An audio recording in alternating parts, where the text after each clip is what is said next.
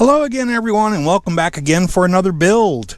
What we're going to do today is we're going to do a little gaming PC. Well, not really little. It's ATX sized. In this case here, this is the COUGAR MX660 Mesh RGB. I haven't worked in this case yet. I was kind of interested in doing this. In general, I like COUGAR. I've done a few builds, I think, on my channel with some COUGAR cases, and I've also done some other builds that I haven't filmed in COUGAR cases, and for the most part, I do like them. Let's go ahead and open this one up, take a look at it, and then we'll talk about what we're doing here. Okay, so I got the case all taken out and torn apart here so I can start working on this. I do have a set plan on this one. That's... One second here. Put that back. What this computer is for is my friend Eddie. Eddie I've known for, gosh, almost 30 years now. He, back in the day...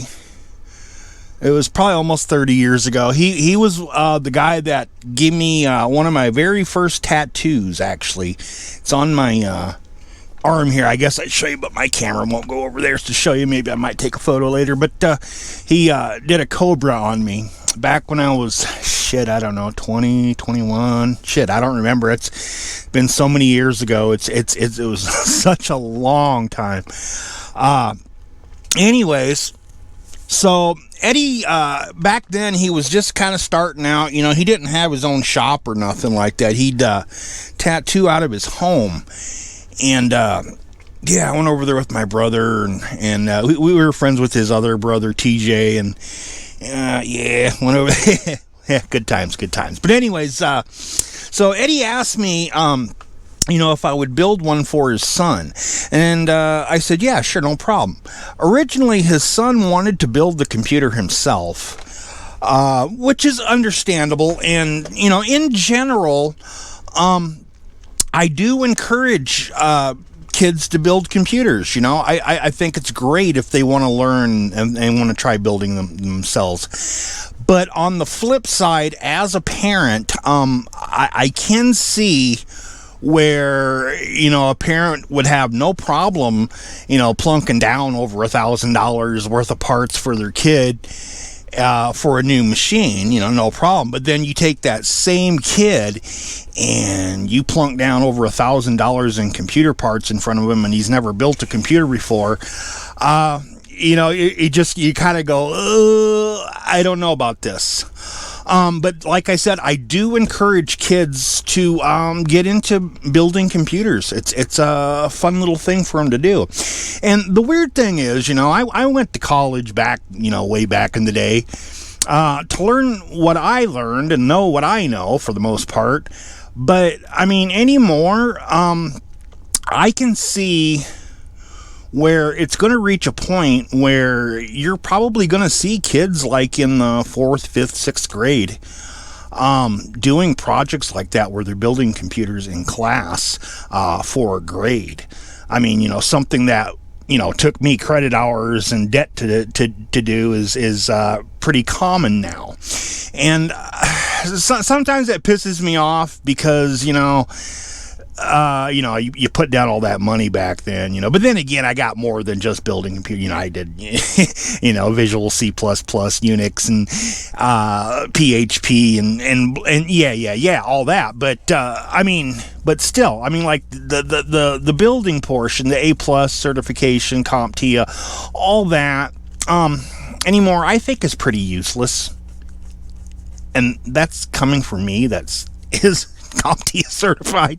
I think it's useless just because of the way technology has evolved and the way computer building has really gone kind of mainstream. But yeah, anyways, so like I said, you know, mom and dad didn't really want him to build it himself. I'm sure it's something you could do. I think if you do want to build one on your own, what I would do is start out with something easy that is fairly expendable. I like the Dell 660 motherboards that I show on my channel every once in a while. I've done a Dell 3010 as well. Those are great starter boards if you want to get into building your own computer. The end result will be a pretty decent machine that you can use. The other suggestion I would have is like Pentium 4. Yeah, that's old and pretty useless, but it does make good practice. It's one of those like, oops, you screw this up, or oops, you mess up a CPU pin or something, that it's no big deal. You just go, oh well. When you're dealing with stuff like I'm going to do today, that's where you get into that high dollar stuff, and that oops can be costly. And so that's one of the benefits of having a person like myself doing it, is if it screws up while I'm building, well, that's on me. You know, that's something that I'm gonna have to go to my shelf and take from my inventory and cut the loss on that, and, you know, RMA a part or whatever. And that's the benefit of it right there. Pretty much in a nutshell anymore these days is having that assurance, I guess. You know, and it depends on the builder too. I mean, some guys claim to be computer builders, and they might have you know, dabbled in it and done a few over the years, but not too many have actually went to school to do it. Sometimes I have a little beef with that, just because of what they're trying to tell people and sound like they're smart or something. I mean, myself, I don't pretend like I'm like, oh, I'm just brilliant and I know everything. I don't. I fuck up all the time. And that's one thing to take into consideration, is messing up. Nobody in the world is perfect. From my lowly channel all the way up to, you know, Linus Sebastian and his channel. You know, if you're a fan of Linus's, you know, you've seen him drop crap all the time. You know, we're not perfect. And in this imperfect world, I guess the best you can do is find somebody that does a fairly decent job that you can almost kind of trust, I guess, right? But anyways, I'm babbling here. This has went on for almost 7 minutes now. Let's get back to this computer. Like I said, I do have kind of a plan of action on this one, and I do like Cougar for the most part. Now, what I like about Cougar, and it actually shows pretty good in this particular case, is Cougar really gives you a lot of room to work with here when you're building. The only thing I don't like about Cougar as a brand is sometimes their stuff gets a little redundant. A good example of that would be like the MX330 case. You can look that one up on Newegg or Amazon or whatever and check that one out for yourself, and you'll see what I'm talking about. There's all different kinds of variations of that MX330. One has got like, you know, like a mesh front. One's got like a fully enclosed front. One's got like a glass side. One's got an acrylic. One's got a metal. But in general, the casing themselves are all the same. They just kind of swap out a couple things to make a totally different case, which is, like I said, a little redundant. You get the right combination, it's a pretty nice case. You know, I like the MX330, don't get me wrong. I've done a build, and if you look on my channel, you'll find it somewhere. Actually, I think I've done a couple builds in them. And some of the variations of it, I just do not like.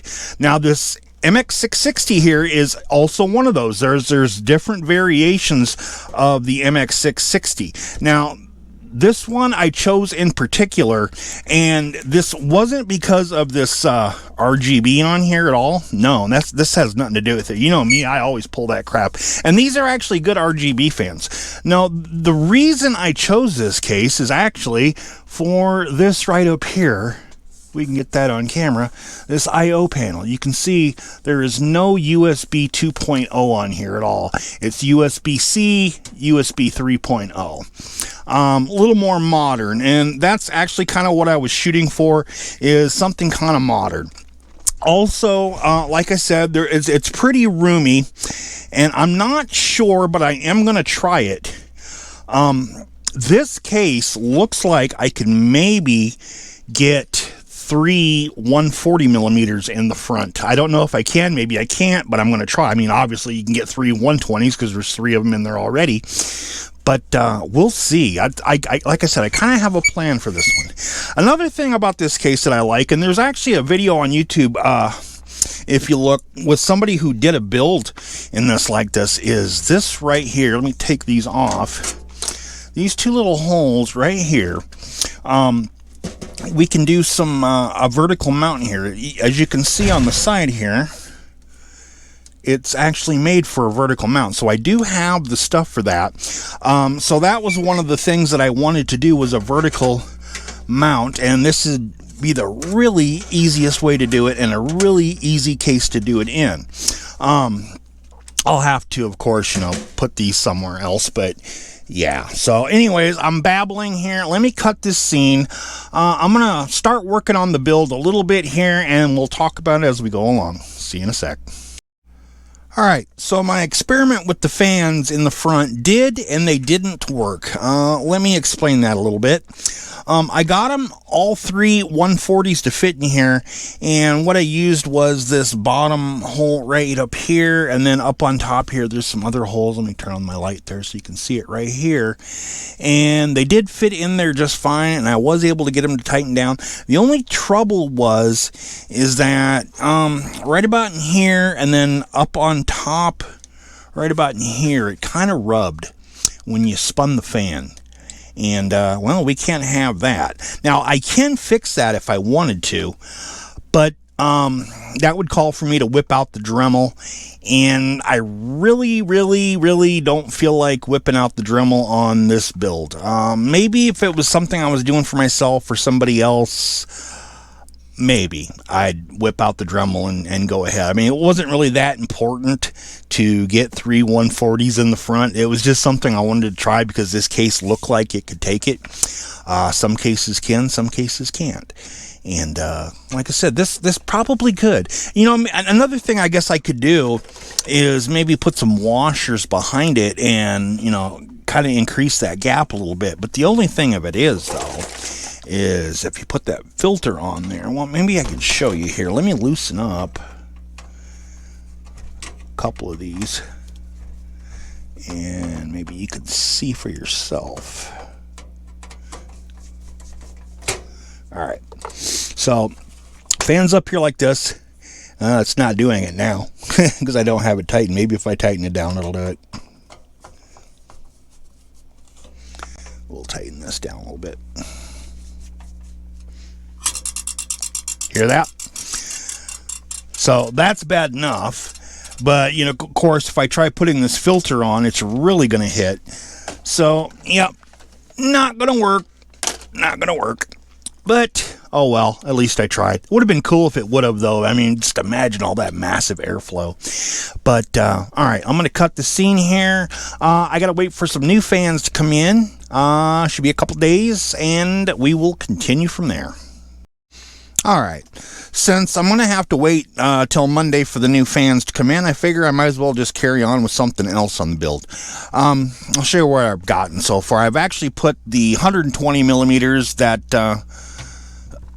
I had in stock, same brand, Thermorites. I got one of them in right here in the front, and I have the front hard drive cage kind of moved forward a little bit, and so at least we have that one going. The original plan on this is actually for Thermalite fans all the way around.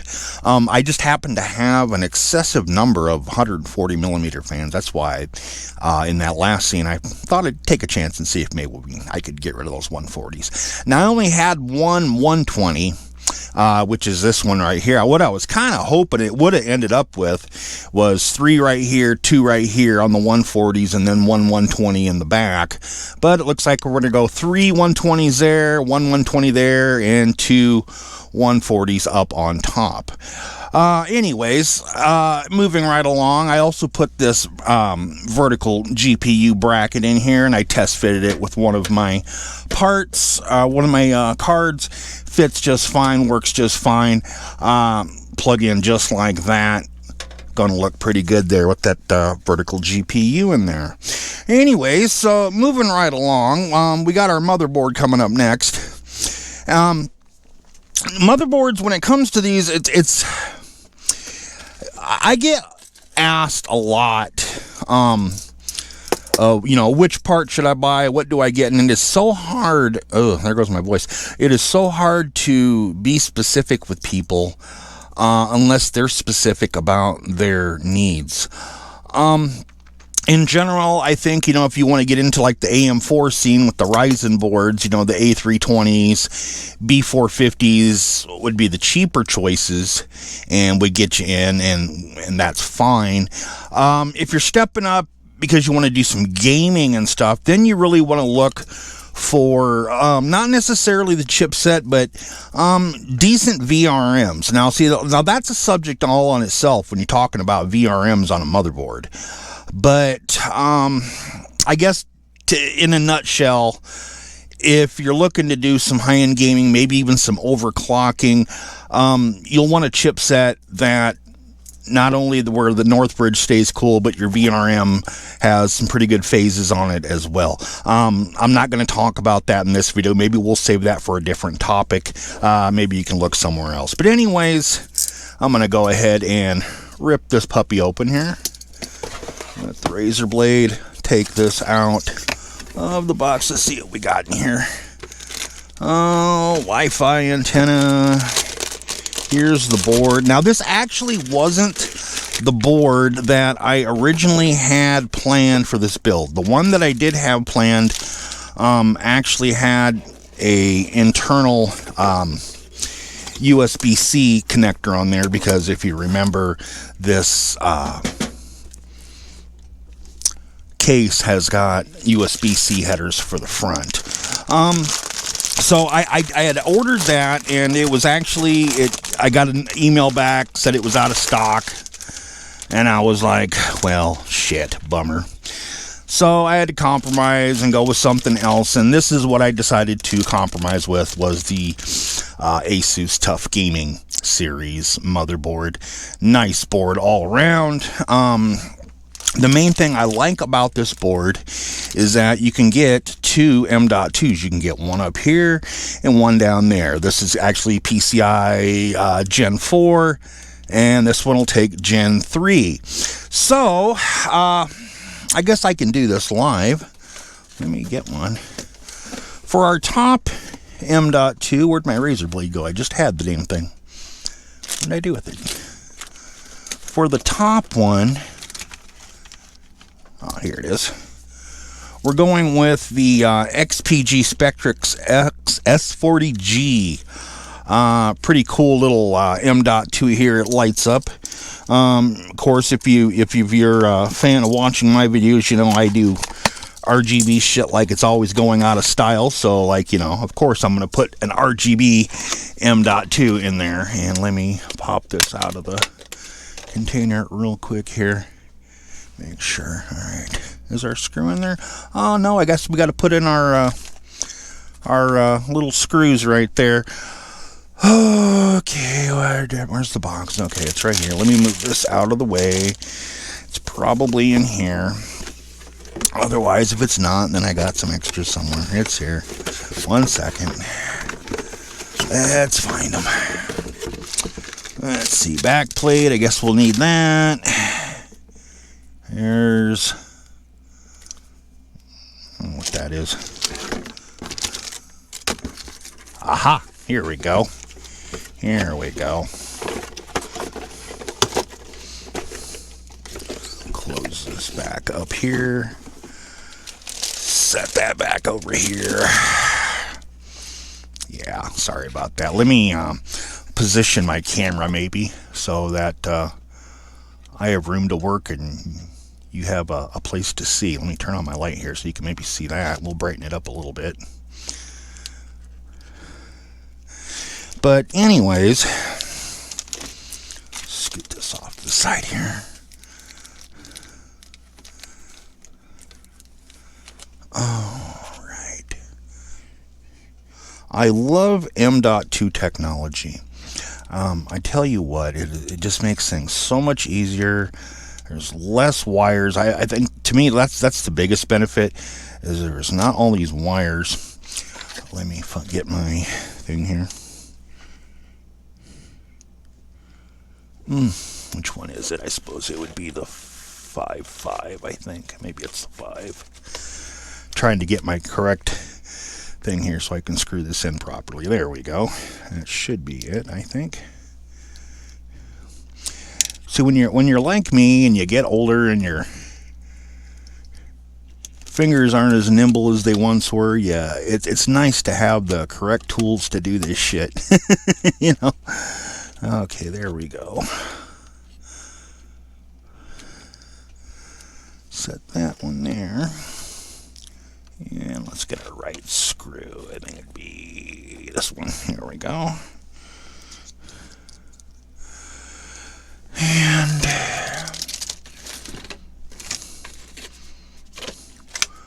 where did I just put? God, I am just spacing shit off today. What did I do with it? I know I just said, I set it right over here. It's off to the side of the motherboard. I lost this for a second there. Anyways, so the reason I'm going 2 M.2s in here is I kind of want to save the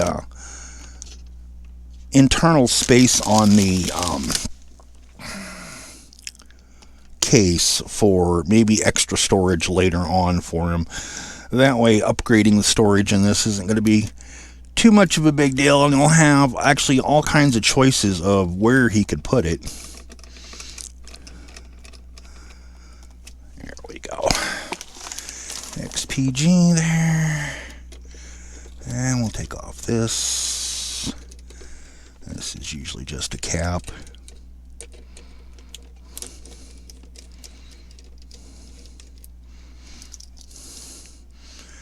Yep. All right. And let me find my other. Here it is. I got to get my scissors out. Our second M.2 is going to be a 1 terabyte team group M.2 NVMe, of course. Let me get this out of its container. Let you have a look at this. Here we go. Now, one thing I like to do is on things like this, I'll actually get out my razor blade, sometimes the heat gun, it all depends, and carefully I'll go on the ends here and I'll remove this sticker that's on there. Now, if there's room in the back, I'll put it on the back. It ain't gonna hurt nothing putting it back on the back, just for reference to know what the thing is later on. But where our heat's going to dissipate at, sorry, this is kind of hard to do because I have a camera sticking in front of me here. So anyways, hold on, let me do it over here, that way it's out of my, or it's closer to me and I can see what I'm doing.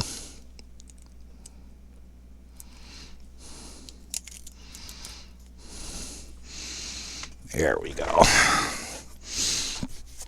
And we got to take our little thing here again. 1 second. Change my end.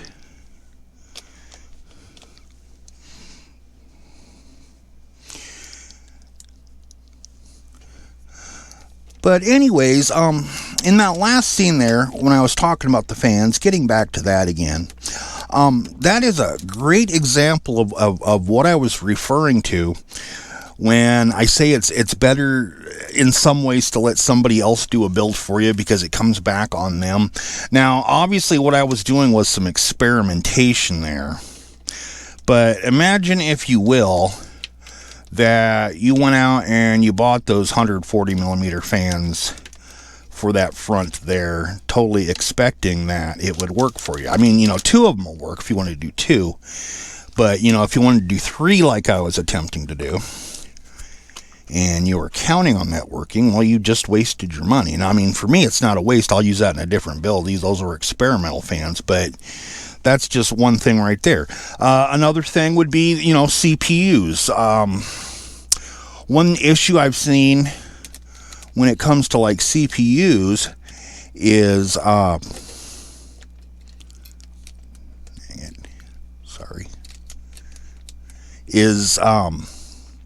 sometimes, and this was especially true like when they first started coming out with like the second and third gen Ryzen stuff, the motherboard might not have the BIOS to support the CPU that you want to put in there, and you might have went out and you spent some money on a CPU, a nice badass CPU, because you're going to do some gaming, and you build your computer and you go to start up and nothing, or it's beeping or something.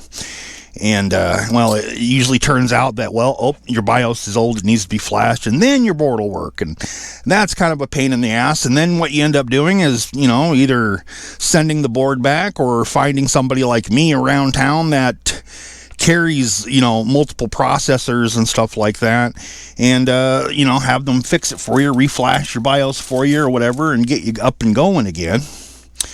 Or else, you could always go with that, the deal there where you get a hold of AMD and you have them send you like a spare chip or whatever to help you flash your BIOS, which is also a pain in the ass.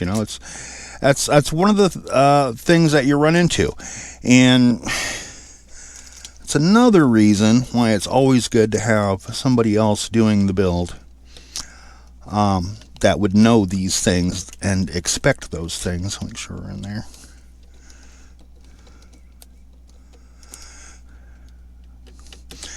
And one second here.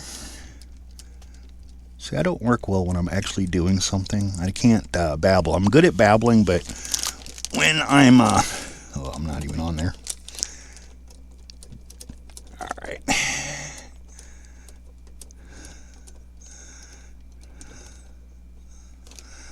And you'll notice I actually don't tighten things down very tight at all. But yeah, the reason I took that sticker off is actually to expose it more onto that thermal tape that's on there. And it kind of helps the cooling properties of this a little bit more. This one here has its own shield, so obviously I can't do that. But yeah, that's why I do things like that. Now, the next thing is our CPU. And this was kind of a hard decision to make here. Like, which CPU do I want to use? Couple different choices, and I kind of narrowed it down to two. One was the AMD Ryzen 5. Hold on here. I think my light's casting a little too bright there. We can turn that off. There we go. The first one was the AMD Ryzen 5 5600X. Very nice CPU indeed. And my second choice was the Ryzen 7 5700G, which has got the built-in Radeon graphics. So, which do you choose? Well, here's my opinion of it. If you're a poor bastard and the GPU prices are out of reach for you at the moment, I would seriously consider the 5700G and just use the integrated graphics on it. That's one of the good things about the 5700G is it comes with the AMD Radeon graphics built on, and the 5700G performs so nicely. If that's your thing, and it'll hold you over at least until the prices start coming down. You can plug it in right there, and then you can pretty much work with that for, I don't know, however long, until you can't take it anymore and have to spend like $1,000 for a fucking GPU. But yeah, so since this one here is actually gonna have a GPU in it, I decided to go with the 5600X on it. Had he went with like a lower GPU than what you're going to see me putting in here, then maybe I would have put the 5700G in there. And that would be because by the time you get around to where you can afford a decent GPU, you've still got a seriously nice CPU to back it up. And another thing is when it comes to the APUs, I guess is what they're called now, you know, with the graphics on there, APUs. It's nice to have an APU for the sake of troubleshooting, in case you're not getting a video signal out on your graphics card for whatever reason. So it's nice to have that backup, and I'd actually like to see AMD do that a little bit more, but give the G series, or maybe they'll rename it to something else, something with a little more oomph that would keep up with the X series. Maybe do something like a GX series or something, you know, instead of the G's and the X's is a GX, but who knows? I'm just, you know, wishful thinking, I guess. But anyways, one thing that I absolutely hate, and to me I think is the hardest part of doing computers, is putting the CPU in. Now I know you might be thinking, no dude, that's easy. Well, yeah, it is easy, but I think it can be nerve-wracking for some people. No, I don't want to crowd this out. I was going to pull down a LGA type socket there and talk about that a little bit, where you got like your pins that are actually on the board, not on the CPU. AMD is the opposite, of course, where the pins are on the CPU and not the board. Pluses and minuses for both of them. It's a lot easier to bend the pins down in here on the Intel boards, I think, than it is, you know, on the AMD, of course, because there's nothing to bend. And you bend it there, you're kind of screwed unless you get down with, like, you know, your magnifier like I got there, and just, you know, get in close, and it's a pain in the ass. I have successfully unbent a few of them in my time, and then of course I've successfully bent them in my time too. So, you know, that again goes with you know, nobody's perfect. That's why I don't really in general like working with Intel boards, just because they are so fucking nerve-wracking. But once you get the CPU in, it's pretty smooth sailing from there. Let me find my razor blade here. We'll get this cut open, and we'll put this CPU in. Now, everybody always talks about how you line up the pins on this when it comes to putting these in. I personally, I don't even look at the pins. I'm old, man. My fucking eyesight is just horrible. For me, well, it's not too horrible, but for me anyways, I think the easiest way to do it is just looking at this top portion here, you know, where the hinge is. And you're going to know at the top portion there, the CPU is going to face up there. So I don't even have to look for any pins on this one. Where is it on this one? It's right. Which corner? Right here. This corner is where the pin is. And I'll show you that here. Let me open this up. Be very, very, very careful with these. Like, here's the pin down in the corner. I don't even pay attention to that. I just take it and I line it up here. And like I said, this is the most nerve-wracking part. And you never, ever want to push. You just lightly set it on there. And maybe kind of glide it a little bit. There we go. And it should go right in there.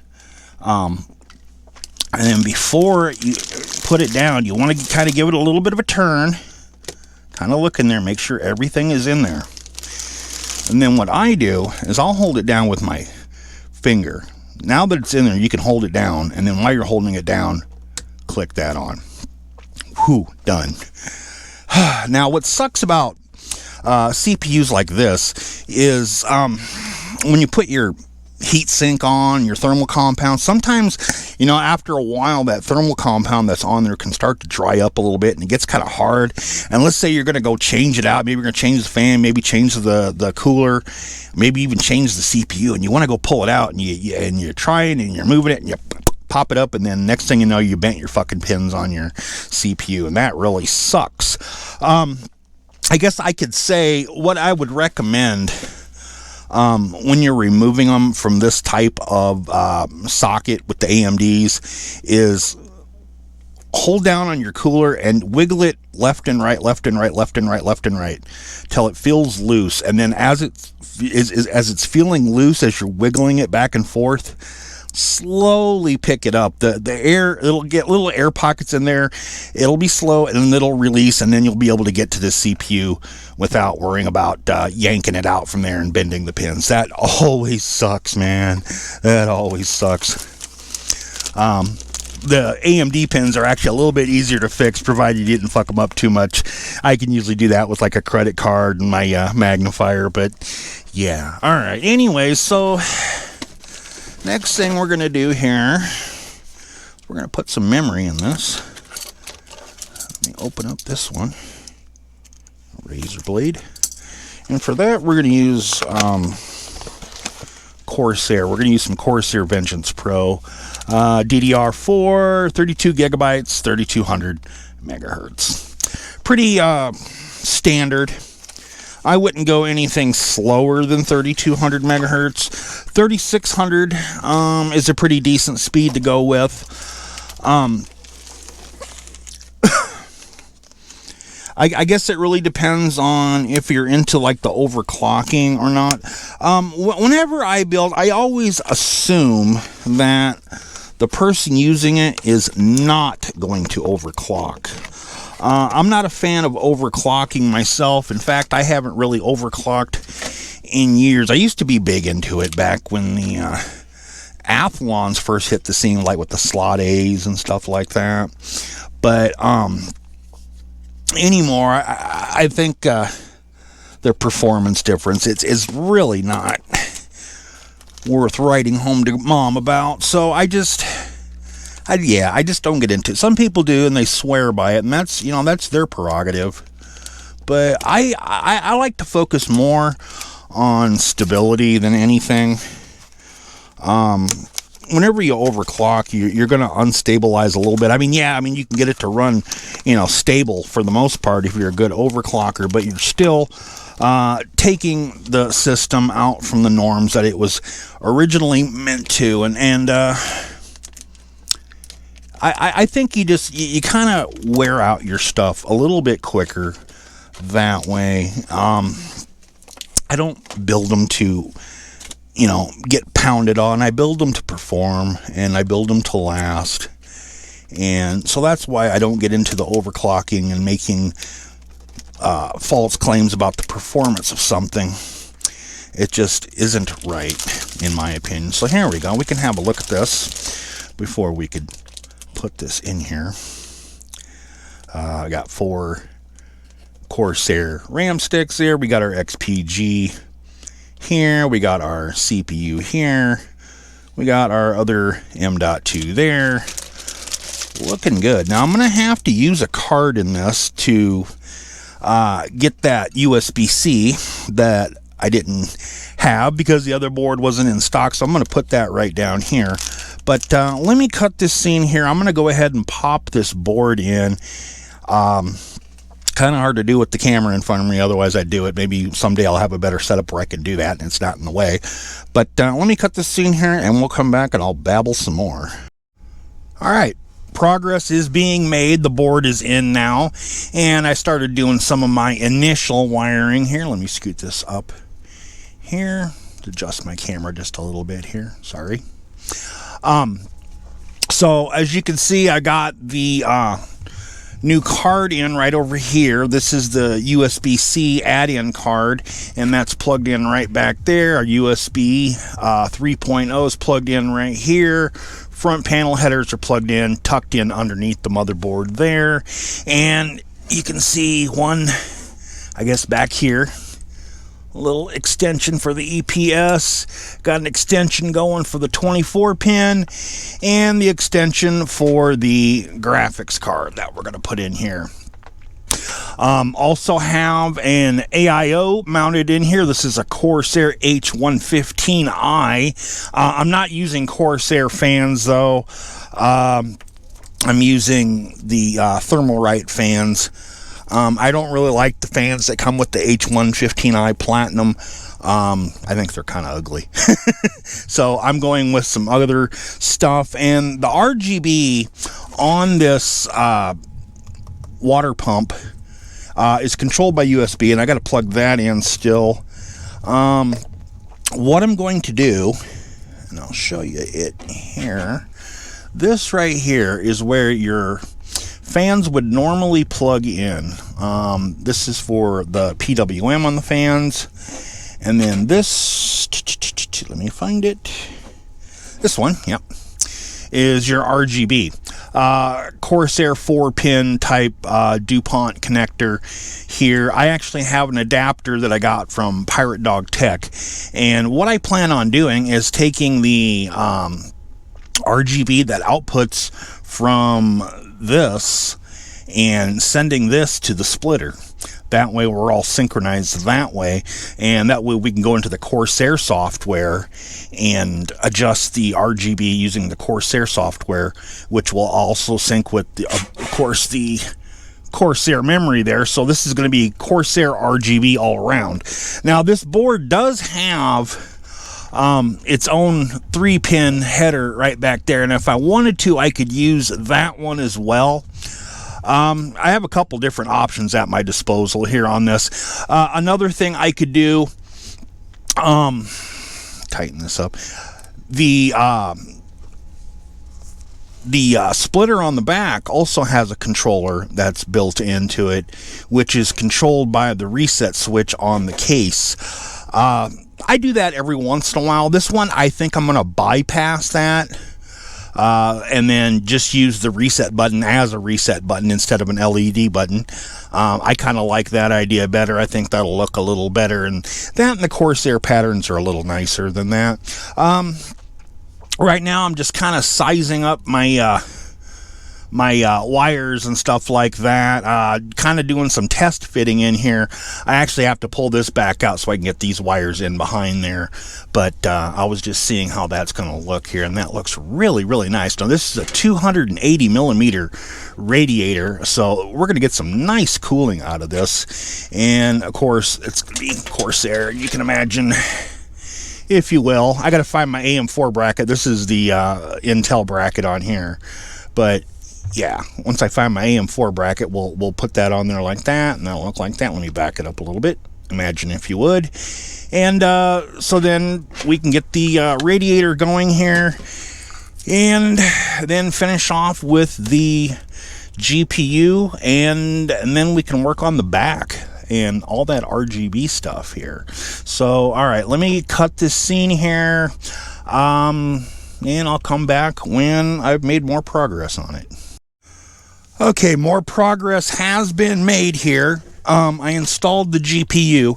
Now, I know a couple videos back, I had said that a lot of the builds I'll be doing in the future would be using the GT1030 in them, which is for the most part true. I guess to correct myself a little bit, I guess the majority of the builds I'll be doing that are general builds that come out for me will be GT1030 based builds. So on this one, we wanted to go a little bit better. Justin actually wants to do some VR gaming on this and what have you. And like I said, this was an Asus Tough motherboard. Was thinking of going with this, the 1650 Tough Gaming, which would have actually matched, you know, the Tough Gaming logos right here and shit like that, and that would have matched the board perfectly. But an executive decision was made, and we decided we're going to go with the RTX 3060 Ventus MSI in here. A little more power than that 1650's got. Well, a lot more power than that 1650's got. A lot more onboard memory. I think this has got, what is it, like 12 gigs of RAM on it. I think that's what it is, if I remember right. And yeah, 12 gigs of GDDR6 memory on this. So cool. Yeah, awesome. And like I said, this case actually has the thing on it for a vertical mount. So I went ahead, and as you can see, we got this vertically mounted in here. Looks great so far. you can see the water cooler right there. It's actually not mounted in there. Like I said, I'm still trying to find that damn AM4 bracket. It's around here somewhere. I'll have to look through my stuff here and see if I can find it. But yeah, we are progressing along. That looks really nice. I like that vertical GPU. So cool. So I'm going to do some stuff down here as well too, just to kind of make this a little bit cooler than what it is. I'm liking this so far. It's looking really good. I measured the gap here, and we can see the gap, and I'll show you this on the screen. If I can get over here with the ruler. Got about 19 millimeters of space there, clearance between where the GPU fan starts and then the edge of the case there. So that's not bad. Should get an alright amount of cooling going through it. I even got some room down here that I could even stick another fan right here. I don't know if it'll take a full size fan. Let me grab one off my... I got something here. Here's one. Maybe. This mess in here. No, this one's got brackets on it. Hold on. We'll take... Here's one. Back here. I just want to check the gap on this. A little close on the gap. I think I have a slimline 120 millimeter Thermalright actually fan that will match in here just perfect, and I think that's what I'm going to do is I'm going to stick that in there next. Waiting for a couple this and that parts here, mainly for my RGB connections. I don't have the adapters that I need, I don't think. Maybe I do and I just can't find them, but hoping to have this wrapped up here pretty dang quick, and then we can go ahead and give it its first boot and install Windows on here. So I'll see you in the next scene. Alright, my initial setup is done on this. I have Windows installed on it. Everything in the front is installed correctly. Let me flip on a light real quick so we can have a look here. I still got to install that back fan. The other fans are in.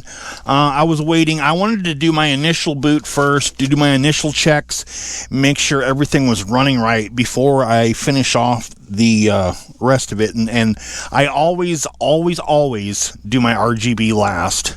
And I've said it once and I'll say it again. The reason I do that is because fans eventually fail. Every fan.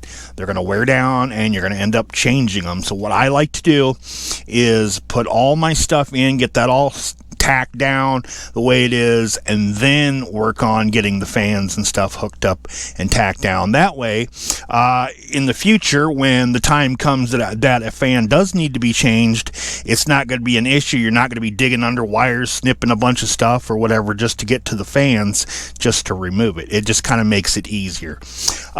Anyways, so like I said, I wanted to do some initial troubleshooting here on this, and I did discover a problem. The problem I had was with this. Now what this is the extension cable that goes onto the GPU.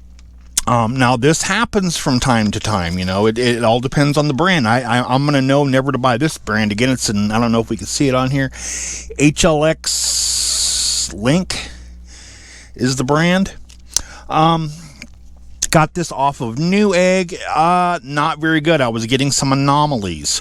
One anomaly was I'd go to reboot and it wouldn't reboot. I installed the drivers initially for the RTX card here. Got a black screen.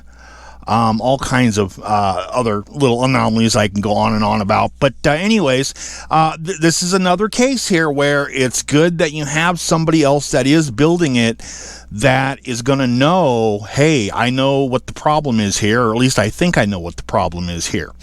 You know, if this happened to you, where you're getting those anomalies, would you think, well, it might be this? If it doesn't seem like the graphics card's having any troubles. You know, because the image was fine, But you know, like I said, you don't get a good enough connection between there, you can get some problems. And I've seen that a couple times. It just happened to be the case in this one, and I did just happen to have an extra one that I could stick on there that works really nice here. Now, I am going to do some heaven benchmarks here because we do want to stress this GPU just a little bit. But before I do that, I'm going to work on the RGB first, work on the back, get that all buttoned down, get the sides on, and make it all pretty first. And then we'll do the tweaks and stuff that I need to do on this, and then this thing is wrapped up, and I can get a hold of Eddie, and we can get this computer off to Justin so he can game on. Alright, next scene, guys. See you in a sec. Alright, so I got all my wiring done and everything hooked up, and side cover put on. This thing is done now. Sorry, scratching my armpit. Before I get to that, and before we do the reveal on that, let's go ahead and take a look at a couple stats here. Like I said, I was going to do a Cinebench, and I wanted to do a Heaven benchmark on here. Cinebench, of course, to stress the CPU, check our temperatures, and Heaven just to kind of see what our gaming score is here. Alright, to get to this, first of all, on Cinebench, I actually ran HW monitor with it as well because I wanted to, you know, of course, see what the temperatures were. Now, you'll notice on our minimum here was 54.9, and that was at idle. That kind of like startled me at first, and so what I did is I took the water pump off, water pump block off the CPU, cleaned it up, reapplied new thermal grease, reseated it again. I was still getting the same temps. I don't know. I mean, because I've used the 5600X on a Montech cooler. I did a video on that one, and I was getting really, really nice idle. So I don't know what the deal is there. Maybe it's just the way the Asus motherboard reads the temp. I don't know. Maybe somebody knows more than I do, but it seems like it was all right because when I checked the Corsair temperatures, it was showing like 23°C on the liquid temperature on the pump. So who knows? But anyway, so 54.9 was my idle. So I looked it up, and other people have experienced it. So, you know, I'm not going to think too much of it. What's really important to note was the max temp when running Cinebench. The maximum I reached here was actually 66.5. I am absolutely happy with that. That's fine. You know, that's after running Cinebench for 10 minutes. You know, 66.5. Couldn't ask for better. So I'm going to leave it at that. You know, if it's 54.9 at idle, whoopee. That's really not that important. What's important is that max, and that max is right where I want it to be. Anyway, speaking of maxes, we can look over here at the score that I got in Cinebench. On the multi-core, I got a 10,041. And in the CPU single core, it scored a 1,446. Okay, let's see, we'll close that up. And then next was the Heaven benchmark. Just for reference, here's what we scored. We scored a 238 frames per second with a score of 6,019. Minimum frames were 10. Maximum frames were a crazy ass 502.4. Wow. Nice. Nice. I think Justin's going to get some hella fun out of this. But yeah, that was what the Ryzen 5 5600X, RTX 3060, and of course I used just the standard settings for Heaven, which was Direct3D 11 1080 full screen on high. Alright, close that up. So looking at this, we'll give you one last rundown for a complete spec on this system. What we have here is a AMD Ryzen 5 5600X CPU running with 32 gigs of Corsair memory at 3200 megahertz speed on disk 0, which is our first M.2 drive, we have a XPG Spectrix S40G at 512 gigs, and on the secondary disk for extra storage, we have a Team Group 1 terabyte M.2. And of course, our graphics are the NVIDIA GeForce RTX 3060. Haha, nice. Nice. All right, so that's the specs. That's the results of some initial testing. Let me empty the garbage can here. I'll do it later. I'll do some other follow-up stuff on this later. I'll come back to this later. We'll do the big reveal now. Let me turn off this and let's check it out.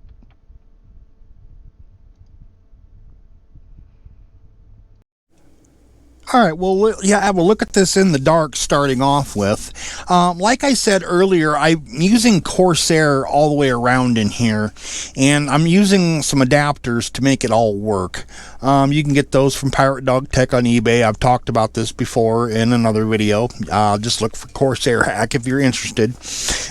Anyways, so the nice thing about running Corsair is, of course, you can use the IQ software, and if you buy other Corsair stuff, it'll, sync with that. Plus, we're also running an ASUS board, which means the ASUS Armory Crate stuff is on here too, so that you get kind of like a double whammy good deal there without having to mix too many different brands and too many different types of components. Anyway, so we'll start out with some of the effects on this so Justin can see what's coming, because I'm pretty sure he's going to watch the video before the computer gets there in the mail. We'll start out with the logo water pump. The water pump, of course, you can control, do different effects on that. We'll start the water pump out. We'll do, what do we do here? Let's do a marquee effect on the water pump. And you notice I made the water pump red. And you can, of course, change the colors on it. There's a green, here's a blue, here's a purple. Let's go back to green there for a minute just to start this out with. And then next you could individually control the memory as well. You can do different patterns with that, like right here is a spiral rainbow. Let that start up. Notice how it's the patterns kind of change there a little bit. Let's go to something like rainbow, and what this will do, it'll just keep changing patterns. See that? Something that's a little easier to see happening. We'll make it rain. Now I love the rain. That is just sweet, isn't it? Let's do another one. Visor. That visor is always cool. Kind of reminds you of, Knight Rider. Then we can do marquee on this one as well. There's the marquee on this one. And if we want, we can match that memory color with that. There we go. Green. So we can see our water pump and our memory are both green now. Moving right along here, we've got, you can see the 3 fans right there. There's actually another strip right over here, kind of hard to see on camera. We got a fan right down there, another RGB strip here, a fan in the back, 2 fans on top. I guess we'll put it right here. Fans, excuse me. The bottom fan here and the 3 fans on the top are all controlled on lighting channel 1 in Corsair software. And I have it set. Let me switch to the Corsair Lighting Node Pro here. I have lighting channel 1 set as an RGB strip. That's the way you do it when you use the adapter. You just choose RGB strip, and that's how you can control the fans with the adapters. Anyway, so I could do the same thing here. I could do some different effects here. We can do a color shift.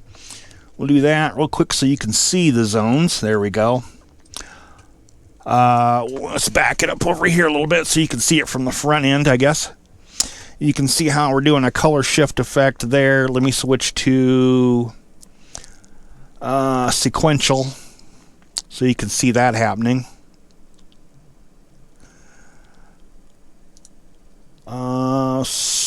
Let's make it rain. Let's make this one rain. Check out rain on this one. Kind of flashes all over there. I'll let you see it from up here too. There we go. We could just position the camera there. I think you can get a pretty good shot there. What else here? Let's do a visor effect on this one. And then, of course, marquee. This will also do a marquee. And on this one, let's also change this one to green. So that leaves the top fans and the strip down there. And those, hold on here. Let's go to lighting channel 2. Yeah, lighting channel 2. Same thing. Let's change that to color shift. So you can see that happening on there. We'll go sequential on this one real quick. And make this one rain. And we'll go to a marquee on that one. And we'll also change this one to green. So as you can see, we finished off with an all green theme. Now, it doesn't take that much work if you want this all to synchronize. All you have to do is, one second here, we can just go to any of the profiles here, and when we choose our lighting link profiles, then we can go like this: spiral, rainbow, boom. And I think yeah, there we go, the memory switched to that. Now you see how everything automatically switched to a spiral rainbow. We can do a color shift. Let you see that happening.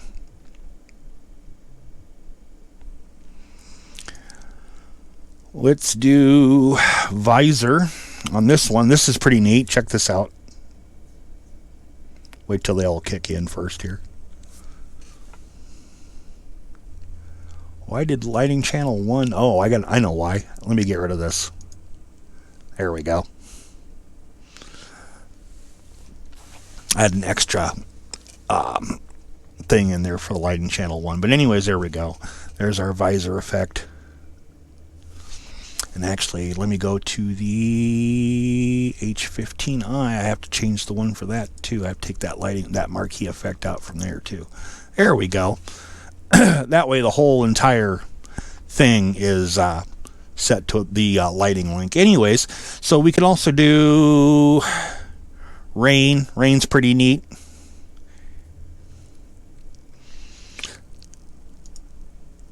And of course we can do a static color. We can change that to anything we want, really. Now what you don't see is the M.2 or the little corner one synchronized for that. For that, let me scoot my little thing back here. For that, position my camera.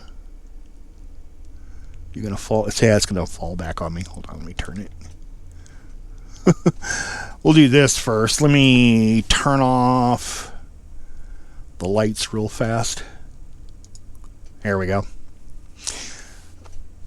Okay, so what we have lit up now is just the M.2 and the little corner there. For that, what we need to do is go down and open up Armory Crate. And we can go to the Aura effects here. And let's see, we'll start with sync devices. We got the, okay, Aura effects. First we'll do a static color. There's red. Breathing effect. Strobing. Let me change this color here maybe to something, to green. So you see green's a little easier to see. Color cycle. I just changed it to green too. Haha. See if I can zoom in there a little bit closer so you can see this. Rainbow. Starry Night. There's also one in here. It's called Music, which will actually beat to your music, and I'm not going to do that. And there's adaptive color, all different kinds of stuff here. We'll just go back to color cycle here and set that back to a rainbow. And let me go back to the IQ software here. I have it closed up. And let's see, lighting effects. There we go, back to that. And back to our rainbow wave. There we go. I just set everything to a rainbow wave. So now we got all our pretty colors going on there. So that's how that looks. Let me turn on the light here. Let me position this way a little bit here, and we'll have a look at this thing with the lights on, huh? Been scaring you enough in the dark. All right, there it is, guys. There we go. We'll let you have a look at the front. We'll go slow. Top. Like I said, one of the reasons I chose this is because I like the I/O up front there with the USB-C and the USB 3.0, no 2.0, and I think that's actually the way it should be. Hopefully we see more of that in the future for manufacturers. And then, of course, there's our lighting in there, and I just showed you all the cool effects and shit that it does. Pretty badass. And then you've seen the specs on this now. So this is complete. This one's done. Whew. Another one done for the year. A couple more to go. People. I don't know which ones to start with first. I could either finish up that 1155 board that I've been having on the shelf there for quite a while that I'm in no hurry to get. I could do some more new stuff. I don't know what I want to do next. And honestly, the hard part about it is finding the right case. The reason for that is that if you've ever noticed, I don't tend to do cases that are covered like a zillion times by other people. I try to avoid that if possible. I try to get the more obscure cases, or the cases that haven't really got the coverage. Maybe they're not obscure and maybe it's a good brand, but nobody's really talked about it. And those are the ones that I try to do, and the ones that I try to look for. And then it's a matter of looking at it and going, well, do I want to do a build in that one? I don't know. But I honestly can recommend this Cougar case. This is a really nice case. It was really easy to work in. Build was, I mean, the easiest part and I think that you would appreciate is this huge amount of space up on top. I think you can get a 360 up on top, if I remember right. You can do a 360 up front. Huge amount of space there to put some fans in, get some good cooling going on in here. I really do appreciate that out of Cougar, and lots of decent options here, like the back tabs here. I guess I can cover that a little bit here. Sometimes you get the ones that you have to pull out and what have you. Not here with this case. You can actually remove these and put them back in and what have you. And like I said, this one comes with the vertical mount, which is really nice. It's just you buy the right mount for it, and you can mount it vertically just like I did here. It didn't really cost but like maybe $20 more for another. Maybe spend a little bit more than that, get a quality one. If I can remember the brand I have on there now, I might link to it, but then again, I always forget that crap. But anyways, yeah, pretty nice case to work in. The price isn't too bad. I wish it would have been a little bit lower. I've seen cases that offer about the same for less, but I think the front I/O kind of makes up for it a little bit.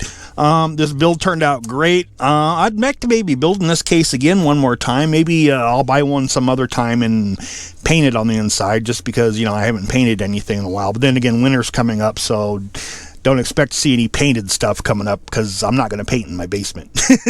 All right, so that's it for this video, guys. Let me give a quick shout out before I end it to Eddie. You can find Eddie actually a lot of times up in Sturgis, South Dakota every year. I think he's up there every year. He's one of the artists that sets up shop. It's Creative Native Studios, or it's creativenative.com, I think it's what, I can't remember the name of the website, but just go on to Google and look for Creative Native Tattoo, and that's where you're going to find Eddie. I do have one more thing to do. God, you know what? I forgot something. Speaking of Eddie, you know what? This computer is not done. Not done. All right, I'm going to cut this scene. Then I'm going to show you what else I'm going to do to finish this off. Then we're done. See you in a second.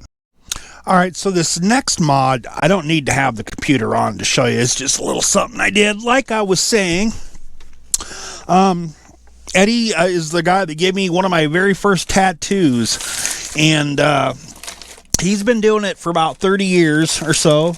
And like I said, if you want to run into Eddie, check him out up in Sturgis, South Dakota, during the bike rally. He sets up shop there. He's one of the artists that does that. Creative Native Tattoos. He's also got his own store. He's got one in Nebraska, and I think he's got one in Colorado, or maybe he doesn't have that one anymore. I don't remember. But you can go to Google and just type in Creative Native Tattoo, and you'll find Eddie. But anyways, since Eddie gave me a kind of like a permanent little marking on my body, I wanted to give a little marking on this one. So I put a little Creative Native decal there on the side on this, right there. To start off with, and let me flip it around here and show you what I did down here. Let me cast my light down here, kind of hard to see a little bit. I put some other stuff there. We got the dragon. Let me see if I can lower my light a little bit here so we can kind of make this. Oops. We got a dragon going on there. We got a tribal there. And we also got the arrow right here with the feathers going on. Pretty neat, huh? So I kind of give it my own little tattoos, I guess, if you would. Kind of homage to Indians and what have you. But all right, that's going to be it for this, guys. Like I said a little bit ago, I will see you again in the next video. I'll see you again in the next build, whatever that's going to be, whenever that's going to be, but there is one coming up. Talk to you later, guys.